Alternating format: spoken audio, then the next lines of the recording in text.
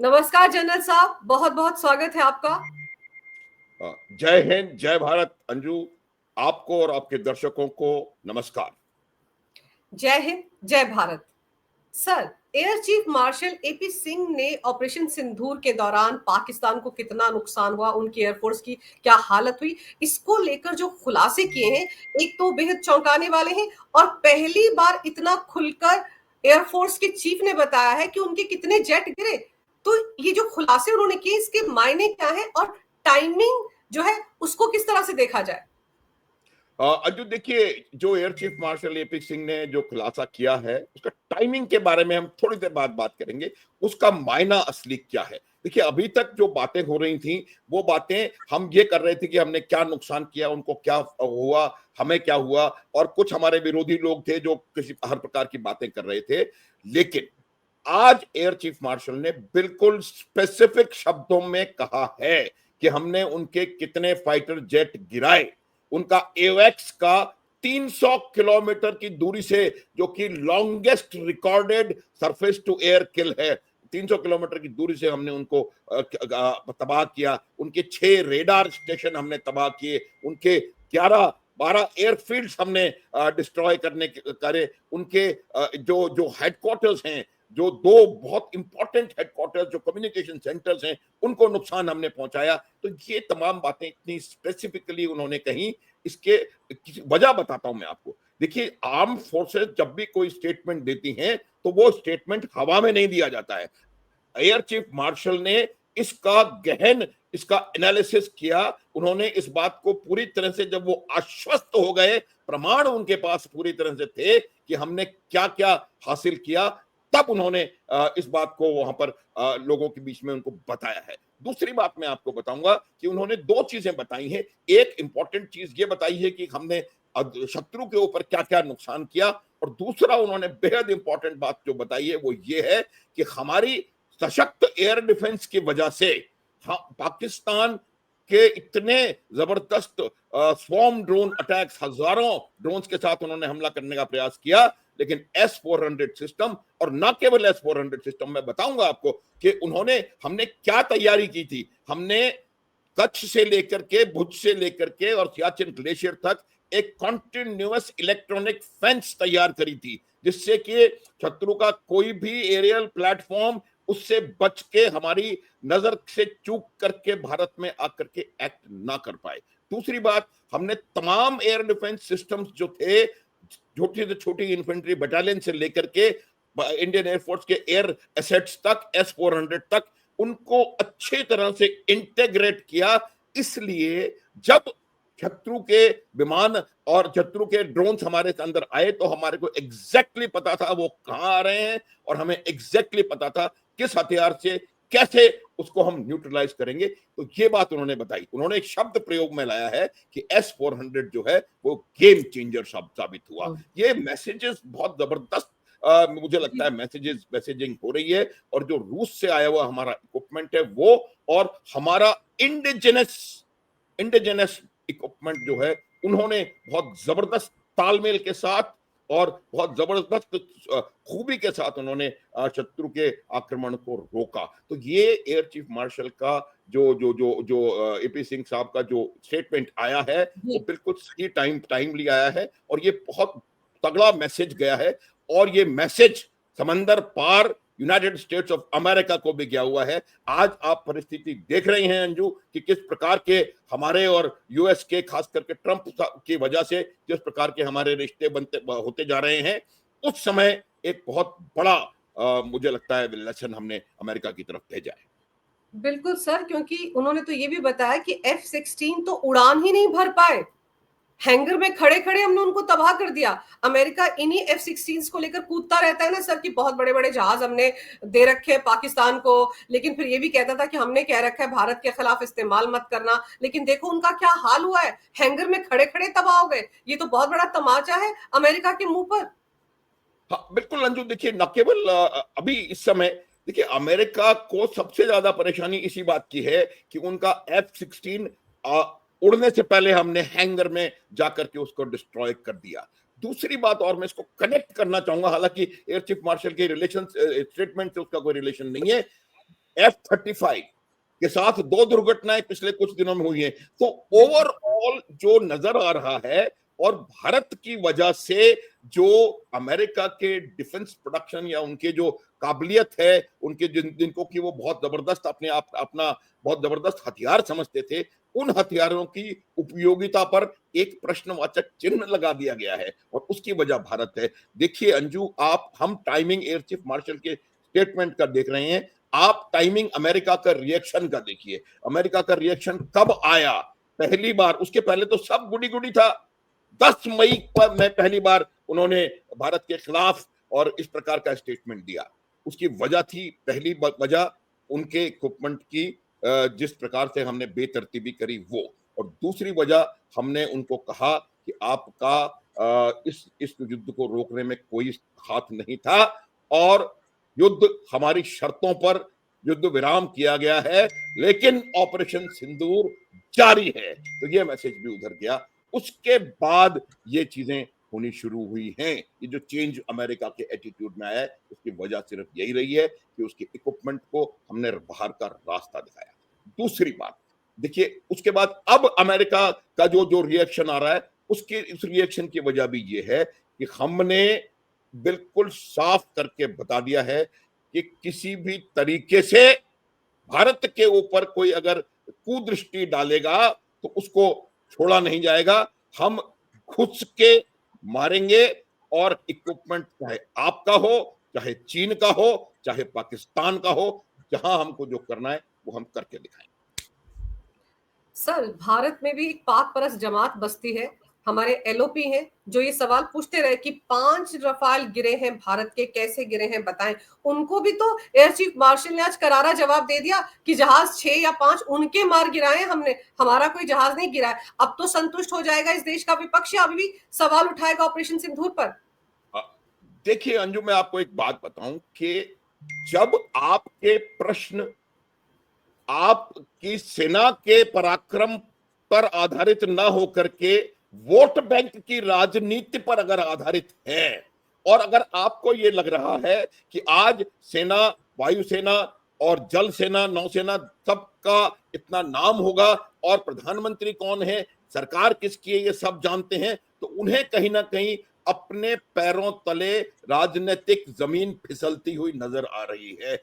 इसलिए वो इस बात की परवाह किए बगैर कि इस प्रकार के स्टेटमेंट से, इस प्रकार के वक्तव्यों से राष्ट्र को नुकसान हो रहा है, भारतवर्ष को नुकसान होगा, पाकिस्तान को इसका लाभ मिलेगा, अमेरिका को और अमेरिकन डीप स्टेट को इसका लाभ मिलेगा, चीन को इसका कहीं ना कहीं लाभ मिलेगा, ये बात भी वो नहीं सोचते हैं। इस प्रकार के लोगों का मुझे लगता नहीं कोई इलाज है। देखिए, अब मैं कब बिल्कुल साधारण सवाल आपसे पूछता हूं, अगर वो ये कहते हैं कि हमारे रफाल गिर गए, तो किससे पूछ रहे? रफाल भाजपा नहीं चला रही थी, नरेंद्र मोदी नहीं उड़ा रहे थे, तो ये तो डायरेक्टली उन्होंने प्रश्न किया आपकी एयरफोर्स की काबिलियत पर।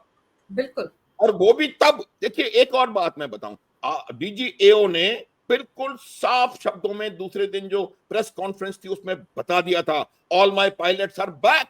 फिर क्या सवाल था? उन्होंने ये बता दिया था कि हमने उनसे पूछा गया कि क्या आपका उद्देश्य आपने हासिल कर लिया, तो उन्होंने बिल्कुल साफ कहा था कि योर क्वेश्चन इज कि whether we have got our aims sorted out, it answer is a thumping yes. अगर उस पे आप प्रश्न उठा रहे हैं तो वो प्रश्न सरकार पर नहीं है, वो प्रश्न भारतीय जनता पार्टी पर नहीं है, वो नरेंद्र मोदी पर नहीं है, वो आपकी अपनी सेनाओं पर है, और वो प्रश्न की भाषा वही है जो कि पाकिस्तान, अमेरिका और चीन आपसे सुनना चाहता है। सर, पर यहां पर आप ये देखिए कि एयर चीफ मार्शल ने यहां तक कहा कि हम 100 किलोमीटर अंदर तक चले गए, हमने बिल्कुल प्रिसीजन के साथ अटैक किया, लॉन्ग रेंज अटैक किए। आप याद कीजिए, कांग्रेस पार्टी के एक नेता सदन में खड़े होकर कह रहे थे हमने पास जाकर क्यों नहीं मारा। मेरे ख्याल से उनको भी समझ में आ गया होगा, वो जो गोगोई है, कि किस लिए दूर से मारा गया। इतना तो उनको पता होगा कि पटाखे को आग लगा के आदमी भाग जाता है ना। हाँ, देखिए अंजू, बिल्कुल साफ, ये बात बिल्कुल साफ हो गई है। उसके बाद गोगोई साहब नजर नहीं आए, ना पार्लियामेंट में ना आसाम में। देखिए, सब उनको पता था। अब ये स्टेटमेंट देकर के उन्होंने अपना इग्नोरेंस, अपना अज्ञान पूरा उनको पता ही नहीं है कि सेनाएं कैसे काम करती हैं। उनको ये पता ही नहीं है कि स्ट्रेटेजी किस प्रकार बनाई जाती है और कैसे हमले किए जाते हैं। आज बिल्कुल क्लियर कर दिया है air chief marshal AP Singh ने कि हमने इतने 100 किलोमीटर अंदर जाकर मारा, पहली बात। दूसरी बात, 300 किलोमीटर की दूरी से, this is the longest recorded surface to air strike. 300 kilometre की दूरी से हमने उनके इवैक्स को और उनके फाइटर जेट्स को हमने तबाह कर दिया। इससे बड़ी क्या बात हो सकती है? अब ये गोगोई साहब नहीं सिखा सकते, या कोई भी नहीं सिखा सकता एयरफोर्स को या आर्मी को कि आपको लड़ाई कैसे लड़नी है। हमने लड़ाई लड़के दिखा दी। 3.5 दिन में सेनाओं ने पाकिस्तान को घुटनों पर ले आए। उनके बड़े बड़े एयरफील्ड, नूर खान, रहीम यार खान और कराची के नीचे मलिर, पूरी जगह पूरे पाकिस्तान पे एक नक्शा हमने अपने अटैक्स का ड्रॉ कर दिया, ऊपर से लेकर नीचे तक। तो ये मेरा मानना है कि इस प्रकार का जो बयान है, ये काफी बचकाना बयान था। उनको कोई ज्ञान नहीं था और इस चीज का असर होना मुझे लगता है आर्म्ड फोर्सेस के ऊपर होना बंद हो गया है। जो वो लोग कहते हैं उसका कोई भी सीरियसली नहीं लेता। उनके अपने लोग सीरियसली इस बात को नहीं ले रहे हैं और वो ये भी कह रहे हैं कि वहां ये क्यों किया, वो पाकिस्तानी थे कि नहीं थे, ये नहीं थे। तो मुझे नहीं लगता। आज एयर चीफ मार्शल का बिल्कुल मैटर ऑफ फैक्ट स्टेटमेंट है और उन्होंने बिल्कुल साफ कर दिया है कि हमने कहां कहां जाकर के क्या क्या किया। और ये बात फिर आपके दर्शकों के लिए दोहराऊंगा कि पहली बार पंजाब के दिल में जाकर के हमने हमला किया है। पाकिस्तान का मतलब पंजाब होता है और पंजाब में जब आपने बहावलपुर में कोर हेडक्वार्टर के बिल्कुल नजदीक वहां हमला किया, मुरीद के जो कि लाहौर से 40 किलोमीटर है, वहां हमला किया, तब पाकिस्तान हिला। और अगली बार अगर पाकिस्तान ने कुछ करने का प्रयास किया, क्योंकि पाकिस्तान की शक्ति का केंद्र उनके जनरल्स हैं, अब उन जनरल्स को भी पता लग गया है कि अगली बार उन्होंने कुछ करने की कोशिश करी तो पहला निशाना कहां होगा, वो इस बात को समझते हैं। लेकिन बिल्कुल साफ शब्दों में और सही करारा तमाचा हर उसके व्यक्ति के ऊपर पड़ा है जिसने प्रश्न चिन्ह लगाया था और जिसने ये सवाल पूछने का प्रयास किया था कि हमारा कितना गिरा।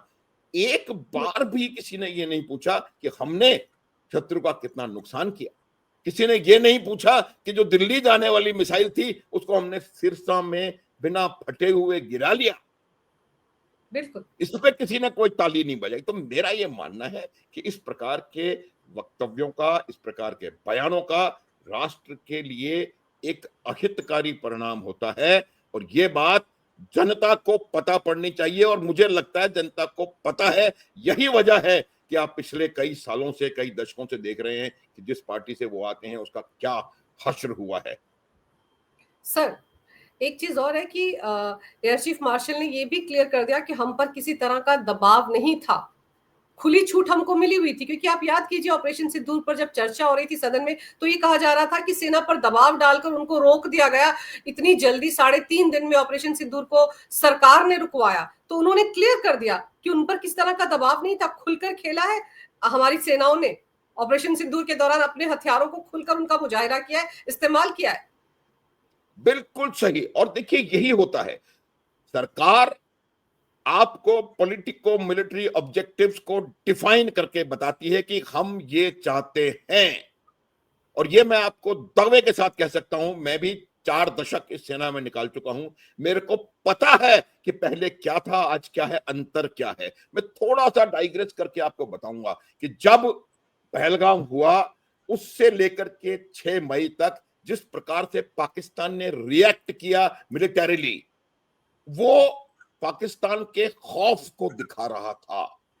और मैं आपको सही बता रहा हूं कि वो खौफ सिर्फ 2 चीजों से पाकिस्तान को था।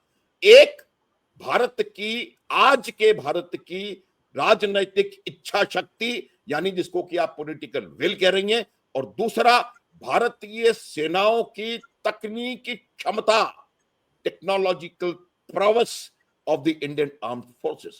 इन दो चीजों के खौफ की वजह से उन्होंने अपनी पूरी सेनाओं को दाएं से बाएं हिला दिया। तो ये वजह थी। और अब उन्होंने बिल्कुल क्लियर कर दिया air chief marshal AP Singh ने कि हमने किस प्रकार से, सरकार ने हमको पूरी छूट दी, किस प्रकार से हमने अपने ऑपरेशंस को अपने आप प्लान किया, अपने आप एग्जीक्यूट किया, अपने आप उसके रिजल्ट लाए, और रिजल्ट आने के बाद अपने आप हमने पाकिस्तान को मैसेज दे दिया कि हमने अपना ऑब्जेक्टिव हासिल कर लिया है। आगे क्या होगा वो आप किस तरह से रिएक्ट करते हैं उस पर जी। निर्भर करेगा। मैं फिर बता रहा हूं, पाकिस्तान के खौफ की वजह आज के भारत की राजनीतिक इच्छा शक्ति और आज के भारत की सैन्य क्षमता, ये दो चीजें हैं जिसकी वजह से असीम मुनीर से लेकर के और हर उनके सैनिक तक में खौफ है। जी सर, मुल्ला मुनीर तो अमेरिका गया हुआ है, डोनाल्ड ट्रंप तो रोज टैरिफ पे टैरिफ लगा रहा है, आज सुबह कुछ और बोलता है, शाम को कुछ और बोलता है, वैसे ही भारत से खार खाए बैठा है। तो मुल्ला मुनीर और डोनाल्ड ट्रंप अब की बार डिनर या लंच पर जब बैठेंगे व्हाइट हाउस में, तो यही डिस्कस करेंगे कि हमारी रही सही जो साख थी वो भी मिट्टी में मिला दी भारत के एयर चीफ मार्शल ने, क्योंकि F-16 को लेकर तो कूदते ही है, F-35 भारत पर थोपना चाह रहे थे, उनकी जो वेपन्स की मार्केट है उसकी तो पूरी हवा निकाल दी आज के खुलासे ने। बिल्कुल बिल्कुल सही, बिल्कुल सही। अंजू देखिए क्या हो रहा है कि पाकिस्तान की बात हमको समझने की जरूरत है। पाकिस्तान आज दो नावों में बैठा हुआ है। मुनीर साहब का एक पैर नाव अमेरिका और दूसरा पैर नाव चीन। पहली बात तो जो पाकिस्तान को बताएंगे ट्रंप साहब, वो यही बताएंगे कि अब तो इसका कोई जवाब होना चाहिए, क्योंकि बिल्कुल क्लियरली बता दिया गया है कि किस तरह से जो अमेरिका का दिया हुआ इक्विपमेंट था वो बिल्कुल नाकाम सिद्ध हुआ, और जो F-16 जो सबसे बड़ी ताकत पाकिस्तान अपने आप की समझता था वो उड़ने से पहले ही भस्म हो गया। तो ये पहली बात। दूसरी बात ये है कि अब जो चीन शी जिनपिंग जो है इन विजिट्स के ऊपर, अब पहले भी मैंने कहा था कि ये जो असीम मुनीर है ये जा नहीं रहे, इनको बुलाया जा रहा है, उनको सम्मन किया जा रहा है। पहले भी 6 दिन के लिए उनको वहां पर वर्चुअल हाउस अरेस्ट में रखा था, और वो उसकी वजह ईरान से युद्ध था, और वो ये चाहते थे कि किसी प्रकार से वो उसमें इन्वॉल्व ना हो, और अब फिर उनको वहां पर सम्मान किया गया है। और उस संबंध में उनसे यही पूछा जाएगा कि आपने हमारी इतनी बेइज्जती क्यों करवाई। वो अमेरिका क्या चाह रहा था कि पाकिस्तान का नाम ना आए, टीआरएफ का नाम ना आए। यूनाइटेड नेशंस में ये सिद्ध हो गया कि पाकिस्तान इसके पीछे था, टीआरएफ। अब मैं जो बता रहा था कि पहला हमारे खिलाफ ट्रंप साहब का एक्शन हुआ 10 मई को, दूसरा एक्शन तब हुआ जब हमने पहलगांव के आतंकियों को खत्म कर दिया, और ये सिद्ध हो गया कि वो पाकिस्तान से आए थे। उनकी एक एक चीज, उनके माता पिता की डिटेल, कहां जन्मे, कैसे जन्मे, कब उन्होंने ट्रेनिंग हासिल करी, तो वो जब क्लियर हो गया तब उन्होंने और 25% 30% जो भी वो करना चाह रहे हैं वो करने की कोशिश कर रहे हैं। लेकिन मैं आपको बता रहा हूं कि इस पूरे एपिसोड का जो नुकसान होगा वो दोनों अमेरिका और पाकिस्तान को होने वाला है।